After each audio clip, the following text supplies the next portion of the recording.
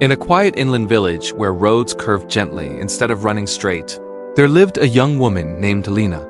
She worked at a small roadside tea stall that served travelers who passed through but rarely stayed. The stall belonged to her aunt, and every day followed the same rhythm. Boil water, pour tea, wipe cups, wait. Lena was known for being quiet. Not shy exactly, just inward. When others spoke about plans or dreams, she listened more than she answered.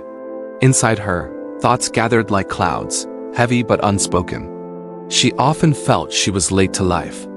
At her age, others had moved away, started families, built something visible.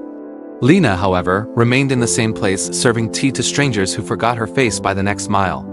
She told herself she was grateful. And she was, but gratitude did not erase the quiet ache of feeling unfinished. Every afternoon, when the road was empty and the sun softened, Lena would sit behind the stall and stare at the distant hills. She wondered what lived beyond them. Not just places, but versions of herself she never became. What if I waited too long? What if I don't have anything special inside me? These thoughts arrived gently, but they stayed. One rainy evening, an old traveler stopped at the stall just before closing. His clothes were worn, his movements slow. Lena served him tea, and he thanked her as if it truly mattered. He didn't leave right away. Instead, he sat quietly, watching the rain gather dust into dark patches on the road. "You don't rush," he said finally. Lena was unsure what he meant. "There is no need to," she replied. The traveler nodded. "That's rare. Most people are always running, even when they don't know where." Lena felt something open inside her. Without planning to, she spoke. "I feel like I'm standing still while life moves forward." The old man stirred his tea. "Standing still is not the same as being empty," he said. "Sometimes it's how we listen." She didn't fully understand, but the words stayed with her after he left, carried away by the rain. That night, Lena lay awake, listening to water drip from the roof. She realized she had spent years waiting to feel ready. Ready to leave, ready to choose, ready to matter. But readiness never arrived, only time did. The next morning, she did something small. She woke earlier and walked past the stall, continuing down the road until the village disappeared behind her. Not far, just far enough to feel unfamiliar.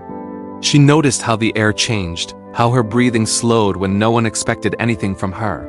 When she returned, nothing dramatic had changed, but something inside her had moved. In the days that followed, Lena began writing at night. Not stories meant for others, just thoughts, fears, small hopes she had never given words to. Some nights she wrote only a few lines. Some nights she stared at the page and wrote nothing at all. But she kept showing up. She also began watching people more closely, noticing how each traveler carried something unseen: weariness, regret, quiet courage. She realized her tea was not just tea. It was pause, warmth, a moment of rest. Weeks passed. Lena suggested adding a small bench near the stall. Then another. She planted flowers nearby, unsure why. People began staying longer, talking more. Sometimes they shared pieces of their lives with her, unprompted. She listened. And in listening, she found herself. One afternoon, a young girl stopped at the stall and said, "You feel calm." "I like it here." Lena smiled, not politely, but genuinely. That evening, she returned to the hills and sat watching the sun lower itself into gold. She finally understood what the traveler meant. She had not been standing still because she was lost. She had been standing still because she was learning who she was when nothing distracted her. Life did not suddenly become clear. Lena did not suddenly know her future. But the fear of being behind loosened its grip. She realized something simple and true. You don't fall behind by moving slowly. You fall behind when you stop paying attention to your own life. Growth doesn't always look like leaving. Sometimes it looks like staying and becoming fully present where you are. And when that happens, even the quietest place can begin to feel like the beginning of something real.